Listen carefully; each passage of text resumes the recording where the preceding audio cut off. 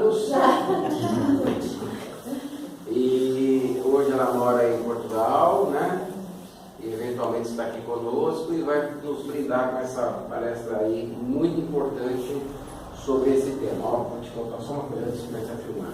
Para cá, avança, para cá, volta, tá? Tá? Não é isso? Tá. Aí você não precisa ficar. É só sair daqui. Obrigada. Boa noite a todos. Que a paz de Deus e o amor de Jesus estejam em todos os corações. Muito feliz de estar aqui, poder compartilhar um pouquinho dessa caminhada com vocês. Obrigada, viu? Prazer é nosso. E a alegria também.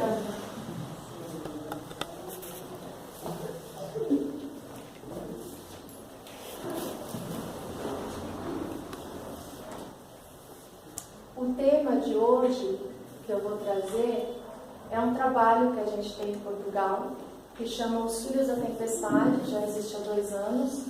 Ele é um trabalho que trabalha em prol da vida, visando a prevenção do suicídio, principalmente entre os jovens, né? Que desde a pandemia vem aumentando. Então eu vou trazer um pouquinho esse tema, que a gente possa também quebrar esse tabu, né? Que falar sobre suicídio já é um sistema de crença que a gente tem incutido que isso não é bom, né? Mas a gente tem que olhar para as coisas, porque quando a gente não olha para elas, a gente dá mais força, né?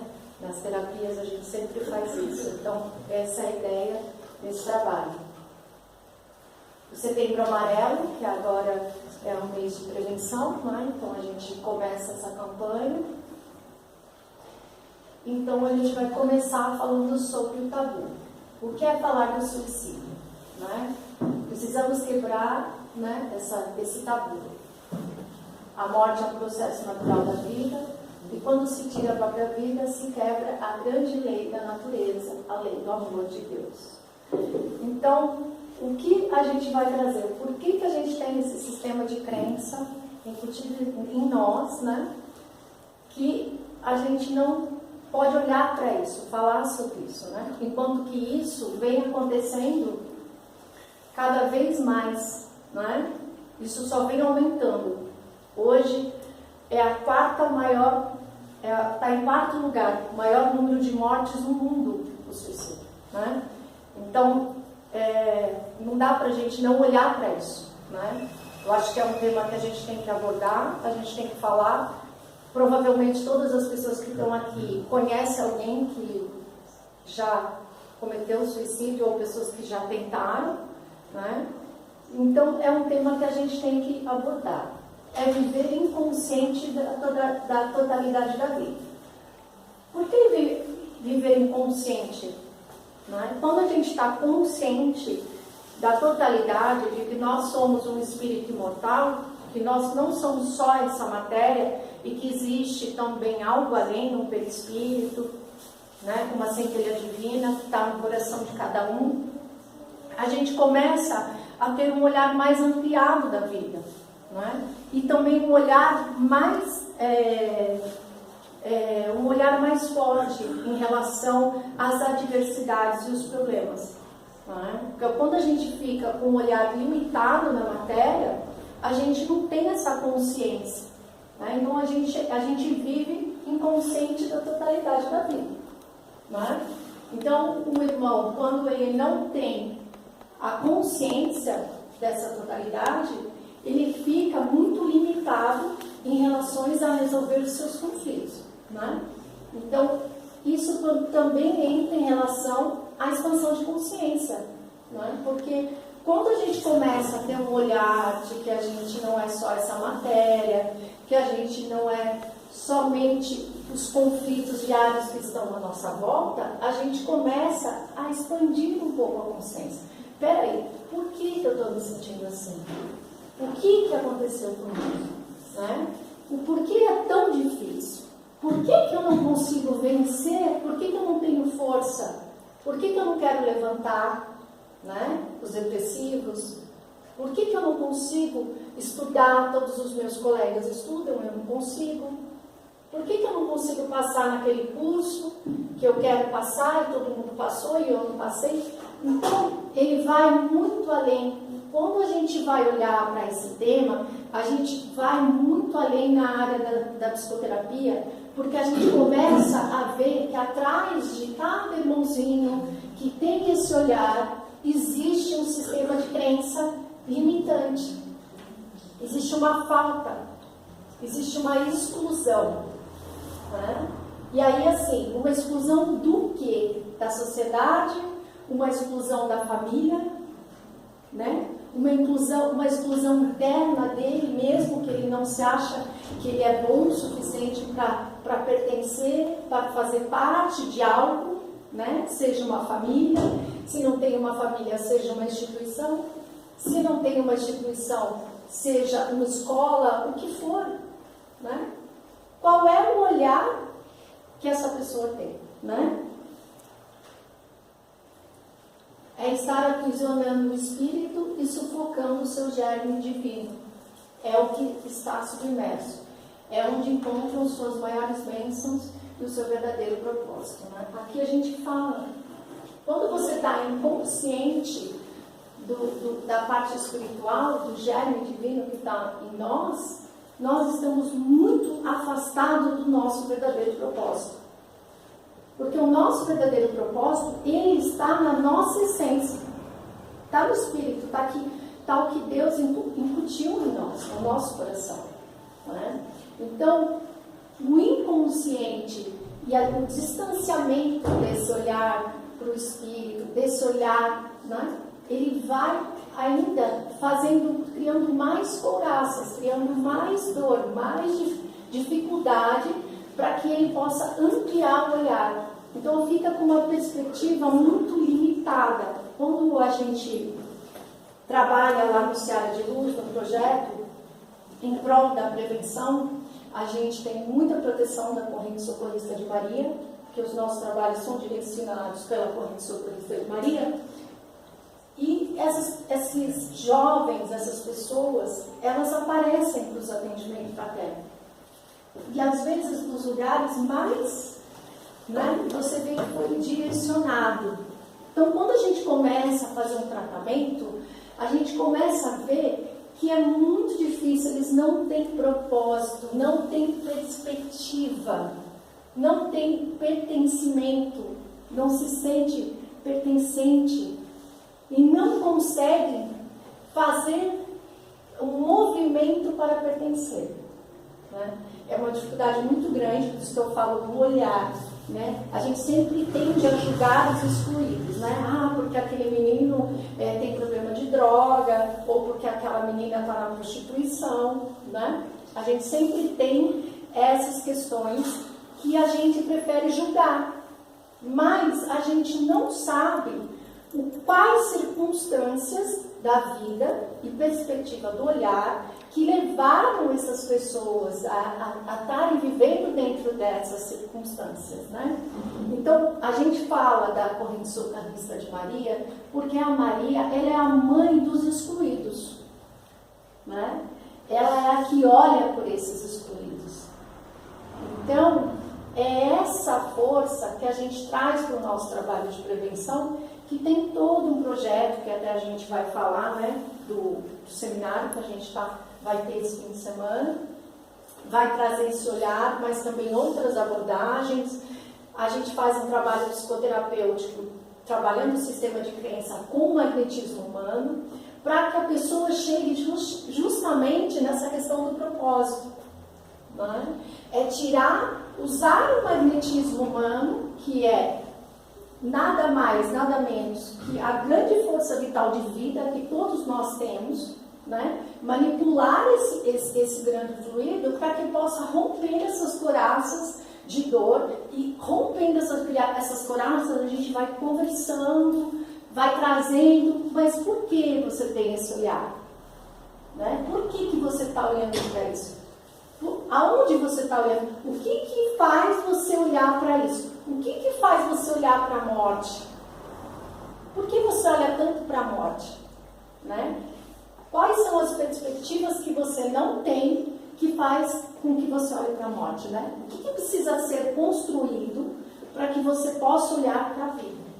Então, a gente tem um trabalho, né? Um trabalho de pesquisa, um trabalho que a gente faz em cima, e quando a gente vai quebrando essas couraças, quando a gente vai conseguindo chegar nesse coração adoecido, né? Nesse excluído, às vezes jovens que estão na prostituição, né? Que não tiveram oportunidade, você vai ver, não teve pai, não teve mãe, o pai abandonou, a mãe fugiu, seu pai queria matar, aquelas histórias que a gente sabe que existe, né? E que a pessoa não teve escolha, né? Então, quando a gente consegue chegar e tirar essas couraças para olhar para essa vida que existe, né? Ela está lá, está encoberta com couraças, com dor, com um sistema de crença de exclusão, de julgamento, de que não vale nada, né? A gente consegue falar para ela, existe um propósito de vida, né? Existe porque o germe divino está dentro de você, todos nós temos, né? Então, é esse olhar do propósito que aí a pessoa, quando ela começa a se olhar, começa a ver que elas pertencem a algo, né? Porque, na verdade, aí é o sistema de pertencer a Deus, né? Eu pertenço a algo. Peraí, se existe um germe divino em mim, eu pertenço a algo, né? Então, é esse sistema de crença. E existe um germe divino que é Deus, e existe uma mãe que te acolhe e que te trouxe aqui, a gente sempre fala isso, né? Para segurar na sua mão, para que a gente possa olhar por você, né? Então, existe um trabalho aqui, depois a gente vai apresentar lá no seminário, que é uma proposta até para as casas espíritas em relação a esse projeto. Esse projeto é um sistema que a gente trabalha em prol da prevenção e que a gente vai trazer, porque ele aborda vários outros, né, tipos de tratamentos dentro do atendimento fraterno.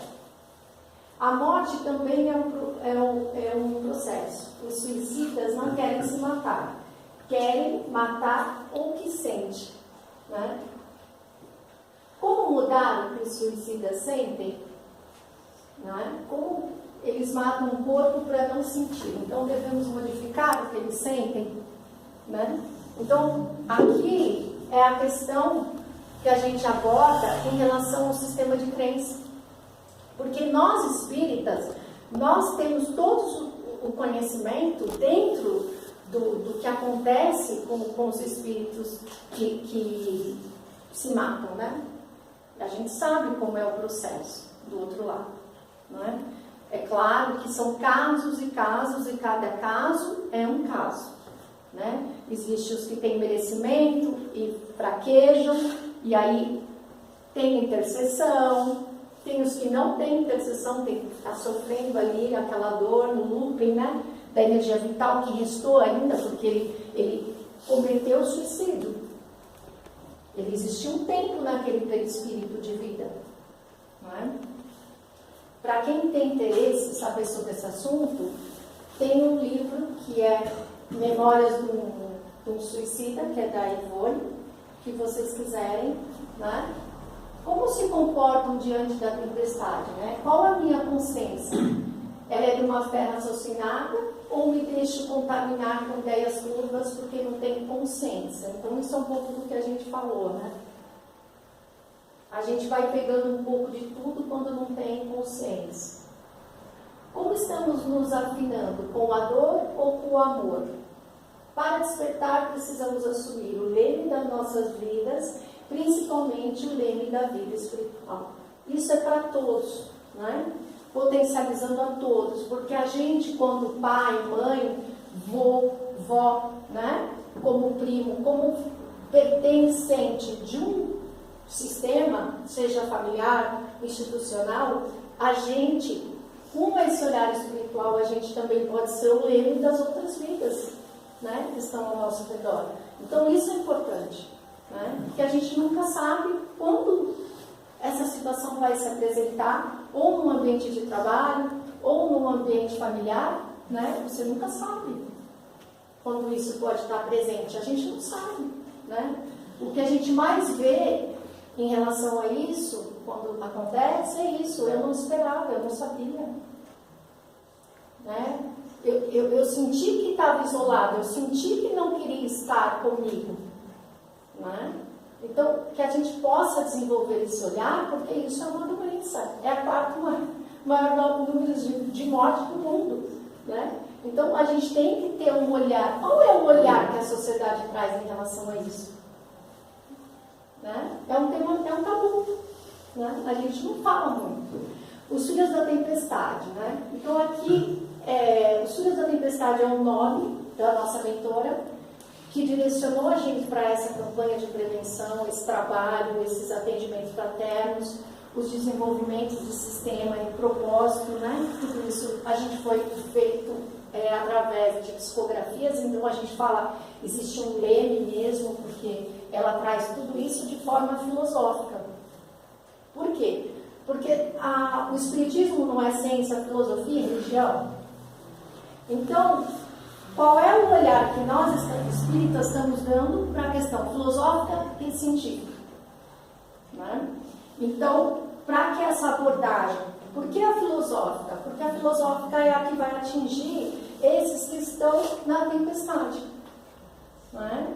Porque os que estão na tempestade, que são pessoas que estão fechadas, que elas não têm consciência, elas não querem saber. Você vai chegar e vai falar, mas Deus vai te ajudar. Mas a pessoa não quer. Ela não quer porque às vezes ela já ouviu tanta coisa. Ela já está, ou jovem ainda, hoje em dia, é mais difícil ainda se atingir um jovem. Né? E a parte filosófica, ela aborda muito maior.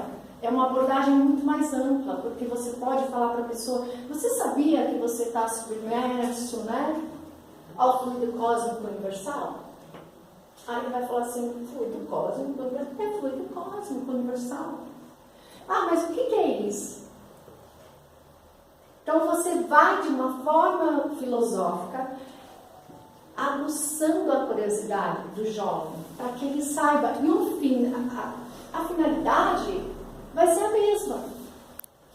Porque a gente vai chegar em Deus na mesma, a gente vai chegar no Perispírito na mesma, né?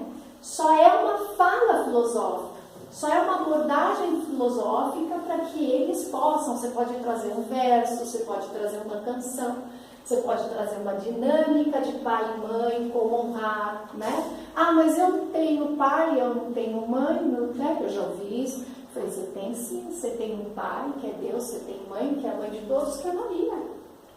Por que você não está olhando para isso? Né? Então, a abordagem filosófica, ela ajuda e muito, porque ela ajuda a pessoa a entender que ela tem pertencimento. Aqui a gente fala das dificuldades dos espíritos socorristas de se aproximarem da crosta terrestre por conta das energias deletérias criadas pelos nossos próprios pensamentos que geram nuvens densas pesadas na atmosfera. Isso a gente que é espírita, quem tem um pouco, já deve saber, né? Porque nós somos co-criadores, né? Nós somos filhos do grande Criador, que é Deus, e nós somos pequenos co-criadores também. Então, nós estamos o tempo todo co-criando, né? E quando vai para essa atmosfera aqui de terceira dimensão, né? A gente vê que existe no livro do André Luiz essa questão das nuvens densas que ele traz, da dificuldade de adentrar no nosso planeta. Né? Então você vê que a gente tem isso e a gente traz essa coisa pesada para a nossa atmosfera. Por quê? Porque a gente tem um sistema de crença, né? Que é embutido em nós. Né? Sua mãe falou, que seu pai falou, que seu tio falou, né? Que o vizinho falou, que o padre falou, que a professora falou. Né? E aí você vai carregando preconceitos, coisas boas, coisas ruins. Né? A gente vai carregando isso. E às vezes a gente gera essas atmosferas, né? Então, a gente tem que refletir o poder que a gente tem como filho de Deus e criador de tudo para cocriar. Porque a gente está cocriando o tempo todo, gente. todo o tempo que você está combinando. Então, pensa no que você está pensando, né? Pensa no que você estava pensando e pensa no que você está fazendo, né? Isso é muito importante. Trabalhar o pensamento, né? Abrir a fronte e lá na frente tem novos horizontes. A gente sempre traz, isso vem de uma forma filosófica, é um pouco a forma como a gente atua nos trabalhos. O louvor está em resplandecer, em ressignificar como essência para encontrar o seu propósito. Né? Cada um encontrando o seu lugar certo na hora própria e nas circunstâncias que são as melhores para a evolução. Não há ocorrência ocasional ou improvisada na legislação divina que ocorre através das leis da natureza. Nós estamos exatamente onde a gente deve estar, no momento que a gente deve estar, com os pais que a gente deve estar, com a família. Então, isso não existe erro dentro da criação. Não é?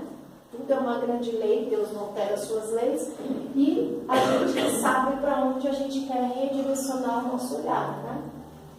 Os suicidas compõem um grupo especial porque, como eles se mataram, abreviaram a vida antes do que estava programado diante da legislação divina. Terão que suportar o looping da dor do ato até o fim dessa energia vital. Né? Então, se ele tinha mais 30 anos de vida, ele fica com aquela energia vital. Então, ele fica vivendo o loop daquele momento do ato. Né? Nesse livro, Memória do Suicida, que é escrito por esse escritor, que é até um escritor português, né? Um romancista famoso, Camilo Castelo Branco, ele conta muito bem o que ele vivenciou no início do livro em relação a isso, é exatamente isso, para a gente entender. Por isso é importante estarmos aqui reunidos para falar de jovens suicidas e de um amor maior. Dessa forma, estamos doando nossa energia vital para auxiliar as dores desses irmãos sofredores, né? Nós estamos aqui reunidos, trazendo um olhar, um redirecionamento, e provavelmente existem irmãos aqui que necessitam também, né? Não só os que estão aqui encarnados, mas também os desencarnados, que necessitam desse olhar. Nosso despertar pode auxiliar através do amor esses irmãos em desalinho, né? Que sejamos filhos da esperança. Né? Então, existem os filhos da tempestade, todos nós somos um filho da tempestade, porque senão não estaríamos aqui encarnados em um planeta de provas e expiações. Né? Então, a gente tem que pensar, mas que cabe a nós fazer a transformação para que nós possamos ser os filhos da esperança. Né? Que é isso que Deus quer, né? Recorrendo a recursos espíritas, orando sempre para adquirir resistência contra o mal, renovando disposições espirituais e utilizando o recurso do passe socorrista, rearticulando as forças em desalinho. Porque a questão do magnetismo, ela ajuda muito, né? Ela ajuda imensamente. Né? O magnetismo, ele é uma ciência infindável, né? É interessante porque ele é a base de todos os processos que estão relacionados a fenômenos, né? Que estão relacionados à cura, que estão relacionados à genética, epigenética, a tudo. O magnetismo humano, ele que trabalha nas mielinas das células, né? Então, o quanto é importante a gente ter esse olhar dentro das casas espíritas, e é um pouco que a gente vai falar no seminário, em relação ao poder que a gente tem na nossa mão, né? Como filhos de Deus e como pessoas que estamos à frente de uma casa espírita, como trabalhadores, né? Para esses novos tempos, porque a gente está falando de suicídio, o suicídio cada vez mais aumentando, o número maior é de jovens de 15 a 25 anos, pelos dados da OMS, últimos dados da OMS. Então, o que a gente vê? uma coisa que a gente precisa se preparar quanto casa espírita para poder ter esse olhar, né? Não dá mais para a gente ficar no sistema de crença limitante que foi implantado para nós, né? Foi implantado, porque se a gente for estudar, né, as religiões sempre excluíam, né? Não falo do espiritismo, mas existe esse olhar, né, dentro da nossa sociedade que vem em relação a isso. Mas nesse momento nós não podemos fazer isso. Nós temos que estar preparados para olhar, para auxiliar e para poder, de alguma forma, amparar, né? Porque a gente, com esse olhar, a gente pode tocar vidas, né? Então é essa a questão, porque eu posso fazer a diferença, você nunca sabe, né? E o quanto isso é importante. Então, é um pouco isso. Me desculpa se eu passei do tempo. Não, queria que você falasse um pouquinho agora sobre o seminário, esse projeto do Filhos da Tempestade, com mais detalhe. Ah, tá bom. O projeto dos Filhos da Tempestade, ele se iniciou, eu sou magnetizadora, né, há 8 anos, sou terapeuta, trabalho, sou espírita, médium desenvolvida na psicografia por essa casa, né? E eu, através das psicografias, há exatamente 2 anos e poucos atrás, eu fui redirecionada por um espírito de luz, que hoje é a nossa mentora, foi direcionando a gente, fazendo, através das psicografias, que é um compilado muito grande, que a gente tem que ficar, depois a gente vai selecionando e vai vendo os direcionamentos, todos os passos do Seara de Luz, que é o centro que eu fundei em Portugal, em relação ao quê? Atendimento fraterno. Né?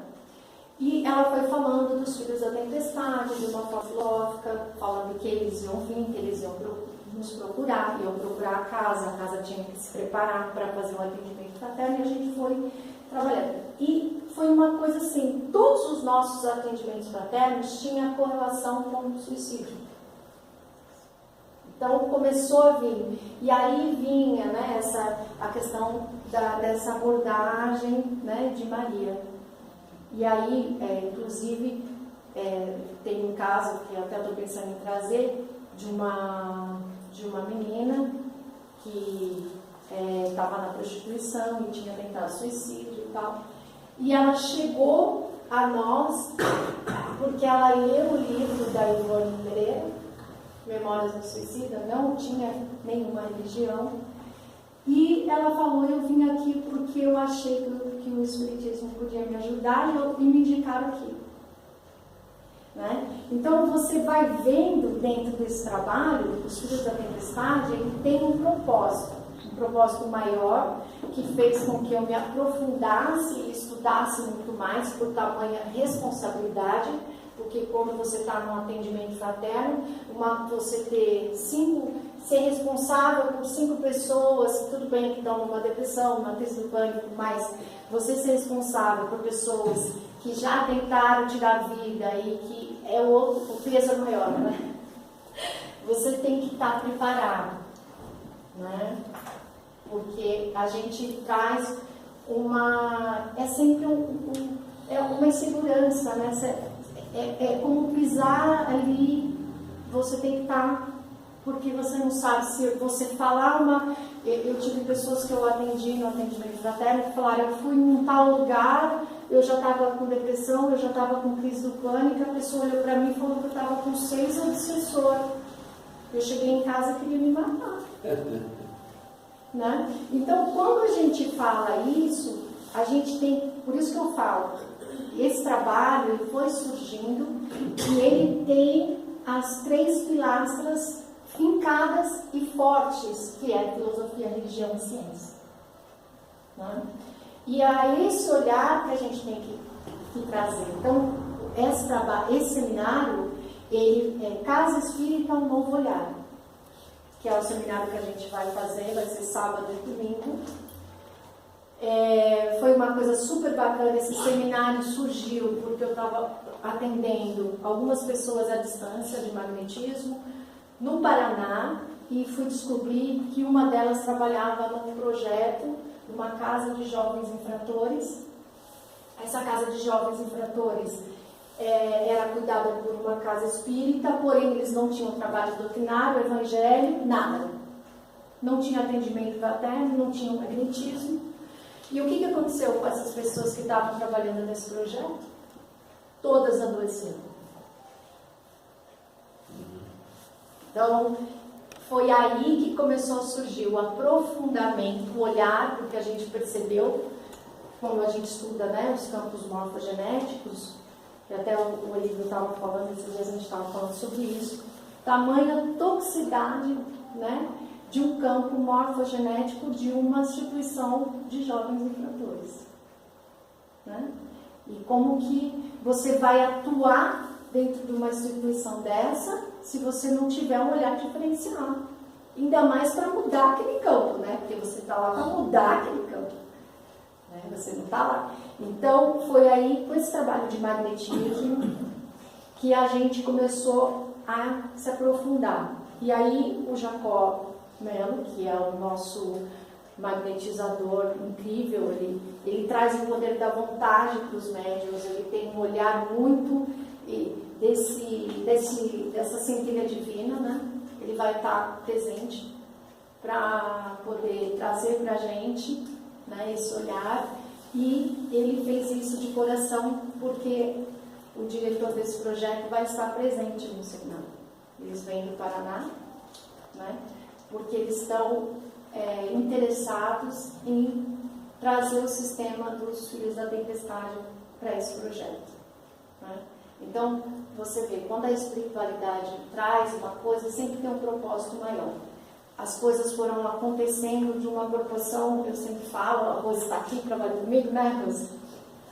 E a gente trabalha muito, muito mesmo, ontem a gente ficou até 2 horas da manhã, e a espiritualidade, ela traz um direcionamento, é incrível, porque você vê que tudo se encaixa de uma forma extraordinária e que não tem explicação. Né? Então, a gente, e chama Allan Kardec, viu? O diretor do projeto, do Paraná. Então, o Allan Kardec chegou e falou, não, eu quero aprender o magnetismo, eu quero entender, eu sou espírita desde criança, de berço, nasci no espiritismo, claro, a mãe deu o nome de Allan Kardec, e nunca ouvi falar do magnetismo. Né? Tá, agora você fala um pouco sobre esse fim de semana, então, para a gente encerrar. Fala Sim, um pouco sim. do como fazer para o pessoal participar desse evento. Sim. O seminário é no dia 2 e 3, sábado o dia todo e domingo até a 1 da tarde. Esse seminário, ele é sem fins lucrativos, o valor é R$180 em relação à alimentação, tá? É um brunch de café da manhã, um almoço no sábado e um brunch da tarde e um brunch no domingo, né? A locação foi doada, o Jacob veio gratuitamente por questão do propósito, que é trazer esse trabalho para o Allan Kardec, trazer esse trabalho para casas espíritas. Nós também estamos assim, de coração, gratuitamente fazendo. E assim, o que eu posso dizer, vai ser incrível, porque é um compilado de conhecimento, de um fim de semana com um grande compilado de conhecimento, dentro dessas 3 vertentes. Né? E onde, Bárbara? É na Fazenda Ara Jamaica, em alumínio. Na verdade é em Mairink, mas você vem pela Raposo e entra ali em alumínio antes do pedágio. Tem todo o mapinha, tem toda a localização, tem placas para chegar.